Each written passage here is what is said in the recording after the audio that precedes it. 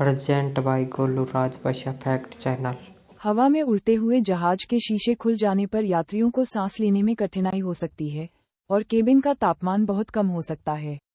इसके अलावा विमान का दबाव भी कम हो जाएगा, जिससे यात्रियों को असुविधा हो सकती है। विस्तार से।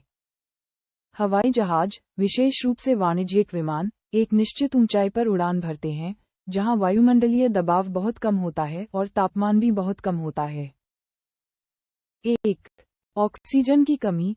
जब खिड़की खुलती है तो केबिन का दबाव कम हो जाता है, जिससे हवा तेजी से बाहर निकलती है। 2. उच्च ऊंचाई पर वायुमंडलीय दबाव कम होने के कारण यात्रियों को सांस लेने के लिए पर्याप्त ऑक्सीजन नहीं मिलेगी। 3. ऑक्सीजन मास्क स्वचालित रूप से नीचे गिर जाएंगे और यात्रियों को जल्दी से मास्क पहनना होगा।